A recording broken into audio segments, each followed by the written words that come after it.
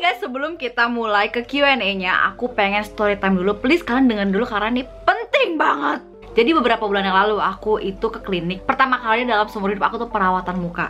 Nah, sebelum perawatan itu aku tuh dicek sama dokter kulitnya tuh pakai mesin gitu. Terus mesin itu men-scan semua dosa-dosa dalam kulit kamu. Tau gak mesin tuh ngomong apa terhadap kulit aku? Aku tuh udah mulai ada tanda-tanda keriput, kayak lapisan kulit aku tuh udah mulai agak rusak. Aku juga udah mulai ada sedikit kayak mau flek. Tau gak kenapa? Simply just because aku males pakai sunscreen dari dulu. Ini tuh serius ya, itu bukan kayak mau promo atau gimana. Ini tuh serius. Aku bener-bener ditembak sama dokternya, bilang kayak, kamu males pakai sunscreen ya? Aku bilang kayak iya dok. Dan dia langsung bilang kayak, kamu mulai pakai sunscreen ya, karena di sini udah kelihatan damage-nya apa aja karena kamu selama ini malas pakai sunscreen. Dan trust me, semenjak aku dari dokter itu, aku langsung setiap hari sekarang pakai sunscreen. Dan salah satu sunscreen yang aku suka banget, tada! Ini itu Skintific 5 Times Ceramide Serum Sunscreen. Itu udah SPF 50, udah PA+++. Jadi yang aku suka ini adalah karena ini serum sunscreen. Jadi tuh teksturnya tuh enak banget. Salah satu kenapa aku nggak suka banget pakai sunscreen adalah karena teksturnya. Kebanyakan teksturnya sunscreen tuh kayak lengket dan super kayak thick gitu. Aku tuh gak suka, jadi aku ngerasa kayak berat gitu loh. Tapi yang ini aku suka banget karena ini tuh bener-bener kayak langsung nyerap langsung ke muka guys. Nih aku kasih lihat ya.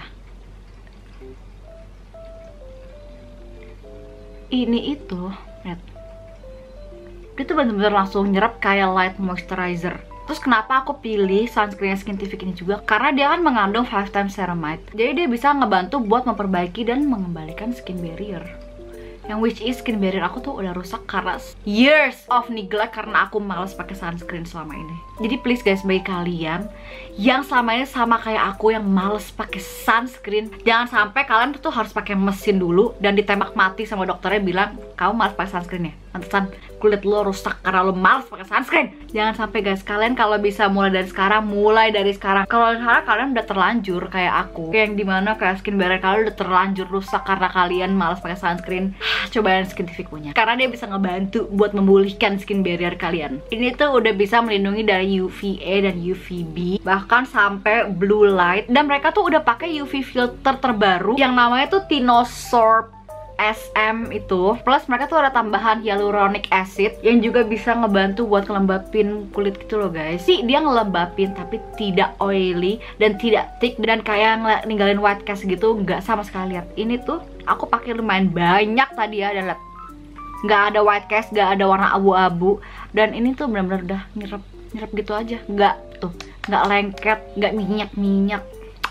Perfect tuh. Dan sunscreen itu udah safe untuk all types of skin. Kalau misalkan berminyak, kalian kering, kalian sensitif, ini tuh safe banget. Aku cocok banget sama ini. Jadi please kalian kalau sebelum kemana-mana, siang-siang, pagi-pagi, bahkan kalau kalian di rumah pun, kalian tuh wajib pakai sunscreen. Kenapa? Karena sinar matahari tuh bisa masuk ke rumah guys. Apalagi kalau misalnya rumah aku tuh jendelanya gede-gede kayak gini, sinar matahari tuh bisa banget masuk ke rumah kalian. Jadi kapanpun setiap hari harus pakai sunscreen. Jadi please bagi kalian yang lagi nyari sunscreen yang enak dipakainya, atau misalnya kalian sama ini belum pakai sunscreen dan bingung mau mulai sunscreen dari mana, aku bakal kasih link ini di bawah. Kalian tinggal klik aja. Please kalian harus cobain dulu. Bener, ini sebagus itu, sumpah. Kalau misalnya nggak sebagus itu aku nggak bakal rave sampai segininya. Kalian harus cobain dulu. Kalau misalnya kalian kayak, aduh tapi gue bener-bener nggak suka banget pakai sunscreen karena gue nggak suka teksturnya, cobain dulu yang ini. Kalau misalnya kalian nggak suka ini, udah gue nggak ngerti lagi, karena ini bener-bener kayak cuma kayak pakai light moisturizer aja. Jadi kan harus pakai sunscreen no matter what. Cobain, oke? Jadi aku mau lanjut makeupan, terus langsung kita lanjut Q&A. Biru ada. Biru lipstick, sumpah. Biru ada kacang. Biru lipstick tebel banget. Nggak bohong, kenapa sih? Biru ada kacang gue. Udah. Hi guys, welcome back with us and our pajama pants.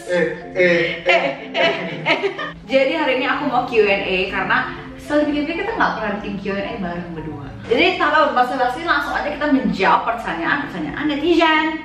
Oke, pertanyaan pertama. Iya, bilang kayak kamu susu, aku kopi. Oke, pertanyaan pertama, kenapa bisa ketemu dan berpacaran? Jadi kita tuh dikenalin sama temen aku, kalau misalkan Vena. Aku dan Vena itu kenal sama dia dan dulu mantan pacarnya. Desma ini mantan pacarnya, temennya mantan pacarnya Vena, jadi kita kenal dari sana. Betul. Abis ketemu ya udah kayak flirting, PDKT, kayak DM, tarik ulur. Iya sih, dia menarik mulu, dia mengulur mulu, terus aku yang menarik mulu. Biar penasaran kan? Biar nggak Rajar ya. Biar nggak flat. Rajar. Terus kenapa bisa berpacaran? Kenapa ya? Kenapa lu suka sama gue? Coba lihat kamera. Masa kalian nggak suka sama dia? Anjay. Dia pertama ya, cantik udah pasti. Terus dia baik. Terus dia pengertian. Hadis banget sama Nggak, tapi dia baik. Poin berikutnya, aku sama dia seagama. Itu jadi salah satu poin yang penting juga sih. Kita sama-sama anak Tuhan. Yes, Jesus. Waktu itu posisinya tuh kita berdua tuh baru keluar dari hubungan yang kurang baik. Hubungan yang lebih ke hubungan ke jalan yang agak berbeda aja sih gitu. Jadi kita sama-sama kayak lepas dari hubungan yang agak sedikit toxic. Terus ketemu sama baru kayak kayaknya aku menemukan. Iya, nice banget nih, kayak seiman. Terus habis itu kita waktu itu posisinya kayak udah umur yang agak-agak yang kayak pengen nikah gitu ya. Terus langsung kayak oke, udah serius aja dah. Ya, nunggu apa lagi sih? Iya, nikah cepet. Makanya karena udah ngerasa cocok, makanya pengen cepet nikah. Kayak ngapain lagi kalau udah cocok, ngapain lagi? Benar. Pertanyaan kedua, pernah nggak kalian berantem? Nggak pernah.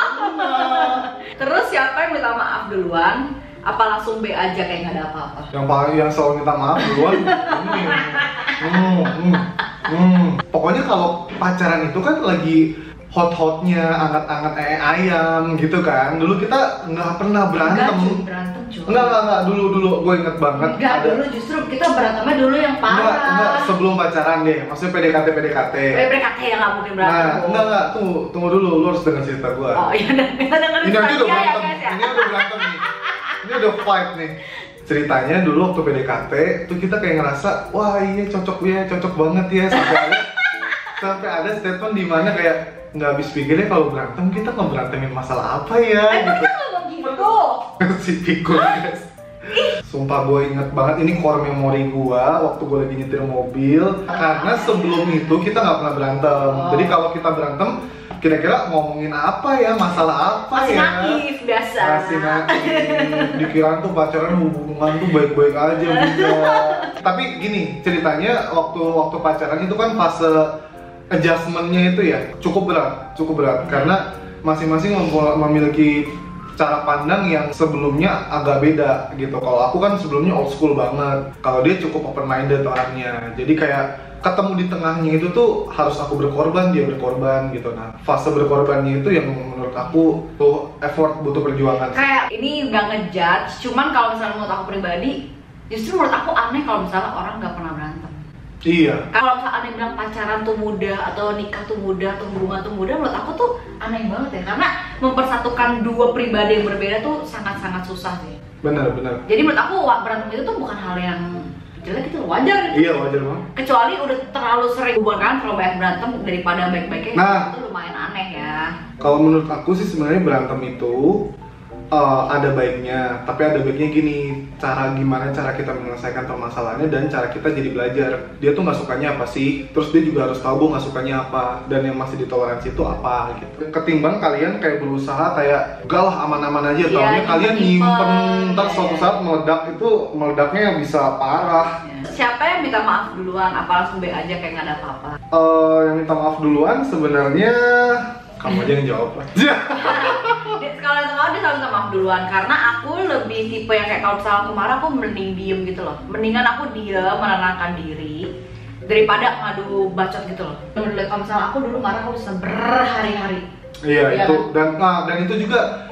Jadi gini konsepnya, kita tuh agak sedikit bedanya gini. Kalau aku marah, kalau aku ada masalah, aku pengen langsung selesain saat itu juga, karena aku tipikal yang nggak bisa tidur dalam keadaan ada masalah gitu. Nah sementara dia tipikalnya kalau udah masalah dia butuh sendiri, dia butuh tenang, dia malah nggak suka langsung diselesain. Jadi kayak itu kan bertolak belakang banget, yang ini mau cepat selesai, yang ini mau besok dulu aja. Dia bisa nih tidur, udah ada masalah tidur nyaman, tentram.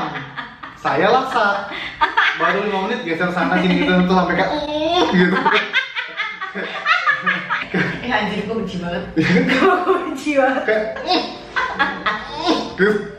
caper, biar dia tahu. Iya, caper banget guys. Kayak aku kalau tidur, aku tuh nggak suka diganggu, nggak suka ada yang berisik. Terus kalau misalnya, apalagi kalau misalnya aku lagi marah ya, aku capek pengen tidur, udah tidur di sebelah tuh, kayak selimutnya di kayak gila. Dia ada masalah bisa tidur tenang ya. Dia bilang kan apa langsung B aja kayak nggak ada apa. Sekarang aku itu kalau misalnya marah, aku ngambek bentar, habis itu biasa aja lagi. Nah ya, itu poin yang aku paling suka dari dia sekarang. Maksudnya gini, aku juga belajar untuk nggak langsung selesain. Dia juga belajar nggak simpen berhari-hari. Jadi itu yang tadi aku bilang, ketemu di tengah. Makanya aku bilang ya proses menyatukan dua pribadi tuh kayak gitu. Jadi lama-lama kayak pribadi A maunya begini, pribadi maunya gini. Akhirnya mereka berantem, akhirnya ada satu saat, satu poin di mana mereka tuh akhirnya ketemu di tengah. Benar. Nah itu ketemu di tengah itu butuh proses loh. Dan ini sih apa yang kelihatan di sosial media tidak seindah nyatanya itu benar. Sungguh. Benar. Kayak misalnya kita sekarang ngomong gini, kita juga nggak perfect gak sih? Iya, kita bukan ngasih advice gitu loh. Enggak, kita sangat kita masih belajar sampai sekarang. Iya, semua fase hubungan tuh pasti ada beda-bedanya lagi gitu loh. Dan Karena, kita juga nggak tahu ntar mungkin makin bertambahnya usia, pasti. kira-kira masalah apa lagi sih. Nah itu yang bikin kita masih belajar apalagi juga. kalau misalnya kita punya anak nanti, pasti ada beranteman baru yang dimana kita proses lagi, harus ketemu di tengah lagi. Pasti banyak sih yang ngomong soal duit, kayak gimana caranya nabung buat nikah, gimana cara nabung buat rumah gitu-gitu. Kalau kita, tipsnya pertama cari uang sebanyak-banyaknya. Tuh pertama, itu udah pertama dulu deh. Dua, kita tuh selalu ada di tengah itu rekening tabungan. Salahnya kita, dan ini tips juga buat kalian untuk belajar dari kesalahan kita adalah kalau misalnya kalian udah mulai serius, itu udah langsung nabung guys, udah langsung nabung. Itu bener banget. Bareng. Kita itu kan telat banget nabungnya. Kita udah mau DP gedung, udah tahu gedungnya, kita baru mau nabung. Iya. Ya. Mestinya dari awal hubungan kita udah tahu kita oke, kita udah mau nikah, kita langsung nabung bareng. Caranya adalah dari dulu kita ada, jadi dia dari rekening pribadi, aku dari rekening pribadi, dan kita ada tabungan tengah, kita sama-sama nabung di sana. Nah itu tuh menurut aku kalau misalnya kalian nabungan dari awal hubungan itu sangat membantu. Nggak kayak kita kemarin kita mau merit, mau isi rumah itu kita kalang kabut banget sampai benar-benar stresnya tuh stres banget. Karena kita nabungnya telat, kita sampai saving kita tuh sampai terkikis banget. Nabung sih kita ada, masing-masing kita ada tabungan, tapi kita nggak expect ternyata kalau kita mau pindah rumah, mau ngurusin segala macam tuh biayanya cukup besar. Jadi itu tips aku kalau misalkan udah sama serius, udah langsung punya tabungan tengah buat tabung bareng. Cuman ya nggak tahu ya, ini ada juga soalnya yang kayak harus cowok semua yang bayar dong. Iya. Itu tergantung. Tapi kalau kita nggak mikir kayak harus cowok yang bayar semuanya, harus ini yang bayar, harus 70-30. Kalau menurut aku kayak kalau misalkan kalian udah nikah, kalau udah sepasangan, menurut aku tuh lebih ke udah jadi satu sih. Nggak kayak harus cowok semua, cewek harus gini-gini, enggak sih. Sekarang kalian tahu kan kenapa aku cinta sama dia?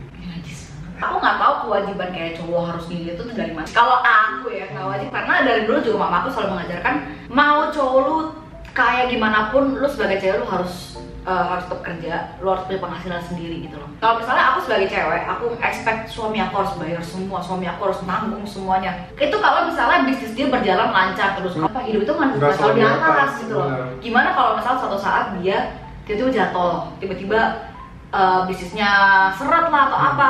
Kalau misalnya aku sebagai istri yang kerjaannya cuma mau bergantung sama dia, terus tiba-tiba kita nggak ada pegangan lain, gimana gitu loh menurut aku. Nggak ada backup plan. Iya, tapi kalau misalnya enggak, menurut gue cowok itu harus yang bayar semuanya. Terus kalau misalnya cowok gue tiba-tiba suatu saat udah nggak mau bayar lagi, gue tinggalin dia gitu kan, nggak mungkin gitu. Jadi kayak menurut aku masalah duit itu tuh mendingan ditanggung bersama aja sih. Sama aku juga ada sedikit cerita yang sebenarnya beberapa waktu lalu udah sempat kejadian. Sebelum kita nikah, semua itu berjalan begitu lancar dalam artian. Lu udah kayak mau ini, sebelum aku nikah, semua tuh berjalan begitu lancar. Poinnya adalah sebelum nikah itu kan sebelum COVID itu ada. Nah, aku kan kerjanya di industri entertainment kan. Aku di industri musik, wedding, event segala macam. Waktu sebelum COVID itu semua ya berjalan begitu lancar.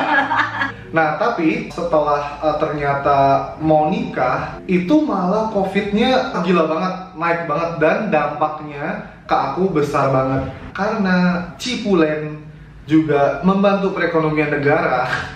Jadi ketika aku lagi surut, kita nggak mati langkah gitu kasarnya. Siapa sih yang mau bisnisnya turun? Kan bukan aku yang kayak tiba-tiba aku nggak mau kerja, bukan gitu kan. Kita gak ada yang tahu, beneran gak ada yang tahu. Jadi at least kalau misalnya sebagai cewek expect cowoknya dulu, kalau cowoknya tiba-tiba melarat, iya, kasihan cowoknya kayak lu mau tinggal cowoknya gitu. Iya, kasarnya pun si cowok juga gak mau melarat cuy.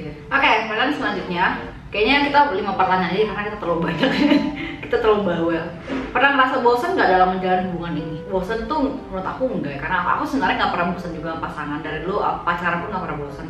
Karena kalau misalnya emang udah pacaran lama, apalagi udah nikah, ya rasanya kayak keluarga aja nggak sih jadinya. Kayak misalnya kalian tinggal sama orang tua kalian, Masa tinggal sama kakak sama adik, masa bosen? Kan enggak, karena udah kayak keluarga aja gitu. Nggak ada yang rasa aduh bosen banget, kok dia kayak pengen cari yang baru. Enggak ada.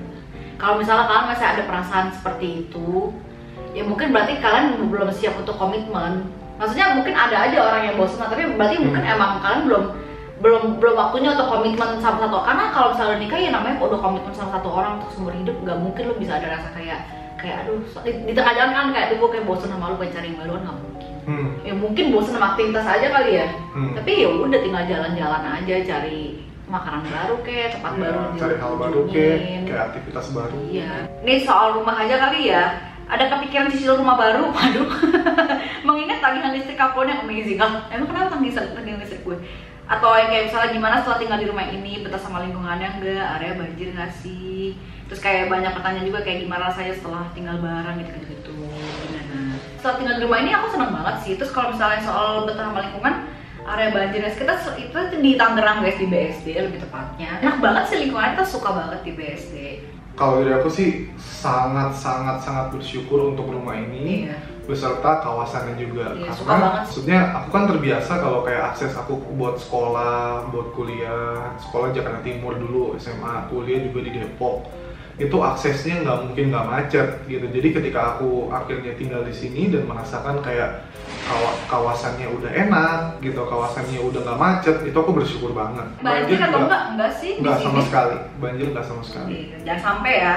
Jangan sampai. Ayo BSD, jangan sampai. Kalau ada kepikiran cicil rumah baru nggak? Ya enggak lah. Ya ada pengen sebenarnya. Future. Ini aja sih angan-angan aja. Iya. Cuman nggak yang kita ngoyo gitu. Kalau maksudnya kalau Tuhan kasih puji Tuhan, kalau enggak ya puji Tuhan, bersyukur aja gitu apa yang kita punya sekarang. Kayak sampai kadang setiap hari aja tuh kayak misalkan kayak bangun pagi gitu terus duduk di bawah masih yang kayak wah tenggat gitu, maksudnya kayak bener-bener kayak masih nggak nyangka gitu. Bersyukur banget rasanya bisa kayak udah nikah loh, terus kayak udah akhirnya bisa berkeluarga dan tinggal di tempat tinggal sendiri, itu bener-bener bersyukur. Terus tuh kebanyakan tuh orang nanya kayak rasanya tinggal berdua tiba-tiba tuh rasanya gimana gitu, culture shock kah, kayak gimana rasanya, ya aneh enggak gitu. Kalau aku lebih tepatnya aku nggak ngerasa aneh karena dari dulu pacaran pun kita tuh udah sering bareng, kita tuh udah sering traveling bareng juga sama keluarga ya, kayak kita kayak misalnya ke luar negeri dia ikut, kalau misalnya keluar kota dia ikut, terus dia juga suka nginep di rumah aku gitu loh. Ya rame-rame sama keluarga. Bang, jadi udah tau lah dia sehari-hari gimana gitu. Yang belum kebayang ya itu ternyata di rumah tuh ada pekerjaan rumah toh. Kita harus bersihin ini, maintenance ini, terus kayak harus bayar listrik, harus duitnya. Bayar duitnya listrik, maintenance pintu, tiba-tiba pintu ada rayap.